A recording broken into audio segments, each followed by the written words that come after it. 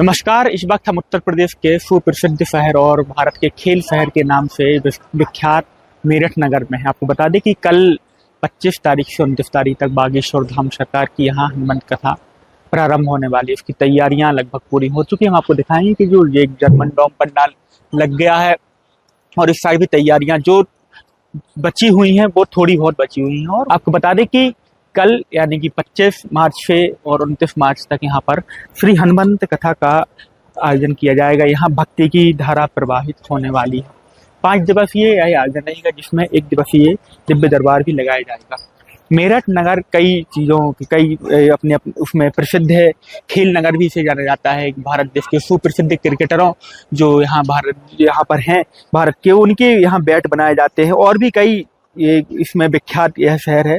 अब यहाँ पर एक और इतिहास जो आने वाली दिनों में गढ़ा जाना है वह है यहाँ का आयोजन हनुमंत कथा, जो कल से प्रारंभ होगी, जो 29 तारीख तक चलेगी। और इसके लिए तैयारियां जो आयोजन समिति इसके द्वारा पूरी कर ली गई हैं। हम आपको दिखा दें कि जो आप देख रहे हैं जो बैरिकेड जो एक डी बनी हुई है, जैसे बारी पहले इधर से एंट्री रहेगी, सामने से जो सामने आपको देख रहे हैं सामने से एंट्री रहेगी और ये जो डी बनी हुई है बारी बारी से एक डी बनी हुई है। एक गैलरी बनाई गई है लगभग जिसकी चौड़ाई 6 से 7 फीट है। इस गैलरी के माध्यम से श्रद्धालु आएंगे और बारी बारी से डी में बैठने का काम किया जाएगा। ऐसी लगभग लगातार दोनों साइड अलग अलग डी बनाई गई है जिसमें एक साइड 5 से 6 डी है। एक डी में लगभग 5 से 7 हजार श्रद्धालु बैठ सकते हैं। उस तरफ भी ऐसी डी बनाई गई है। लगभग 2000 वर्ग फुट एरिया में यह जर्मन डोम टेंट लगाया गया है। उसके बगल में और अलग से टेंट लगाए गए हैं कि अगर श्रद्धालुओं की संख्या बढ़ती तो इधर पे बैठें। और सामने लगभग जर्मन डोम टेंट के सामने भी लगभग 10 से 15 हजार श्रद्धालु खुले में बैठ सकते हैं।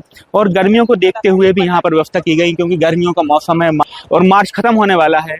और यहाँ पर कूलर की व्यवस्था भी की गई, लाइटिंग की व्यवस्था की गई है। तो कल से 5 दिनों तक यहाँ पर श्री हनुमंत कथा बागेश्वर सरकार के मुखारबिंद से यहाँ के उत्तर प्रदेश के भक्त श्रद्धालु श्रवण करेंगे। आपको बता दें कि यहाँ जो उम्मीद जताई जा रही है कि बागेश्वर धाम सरकार की कथा में वैसे तो देश के अलावा विदेशों से भी श्रद्धालु आते हैं। कल जो यहाँ कथा प्रारंभ होगी तो उस कथा में दिल्ली, उत्तर प्रदेश और पास के बगल में जो उत्तराखंड, हरियाणा के और भी कई प्रदेशों के श्रद्धालु यहाँ पहुँचेगी। श्रद्धालुओं का पहुँचना भी चालू हो गया। कुछ हमने देखे थे आगे लोग बैठे हुए हैं।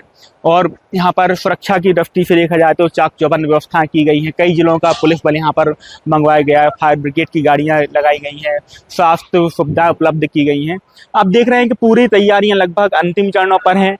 कल दोपहर के बाद यहाँ बागेश्वर सरकार आएंगे, इसी मंच पे कथा सुनाएंगे। ये पूरा पंडाल भरा हुआ दिखेगा आपको क्योंकि श्रद्धालुओं का आना जारी है। अभी पिछले दिनों इस कथा के पहले एक कथा जो बिहार में हुई थी वहाँ पर रिकॉर्ड तोड़ एक ऐतिहासिक कार्यक्रम हुआ था। उसके पहले बिहार की उस छोटी सी जगह पे इतने कभी श्रद्धालु एक साथ नहीं हुए थे। लाखों की संख्या में लगभग 5 से 6 लाख श्रद्धालु उस कार्यक्रम में पहुंचे थे। जगह कम पड़ गई थी तो कई तरह की व्यवस्था देखने के बाद जो एक टेंट बना है इसकी जो एरिया है वो भी बढ़ाया जा सकता है क्योंकि सामने पर्याप्त जगह है। तो आयोजन समिति का कहना है अगर लग रहा है कि श्रद्धालुओं को धूप है ज़्यादा और अगर किसी प्रकार की असुविधा होती तो उनके लिए टेंट और भी लगाया जाएगा और भी एरिया में बढ़ाया जाएगा। तो आप हमारे पीछे देख सकते हैं मंच भी तैयार हो चुका है। पुलिस बल आया हुआ है। उनकी जो सीनियर अधिकारी उनके द्वारा उनकी ड्यूटी चार्ट के हिसाब से ड्यूटी लगाई जा रही है। उन्हें निर्देश दिए जा रहे हैं।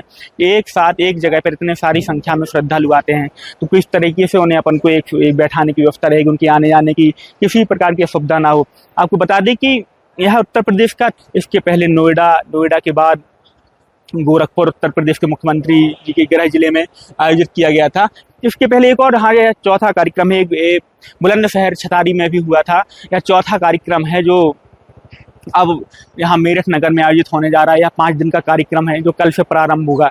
तो अब इसकी लेकर की तैयारियां लगभग पूरी कर ली गई हैं।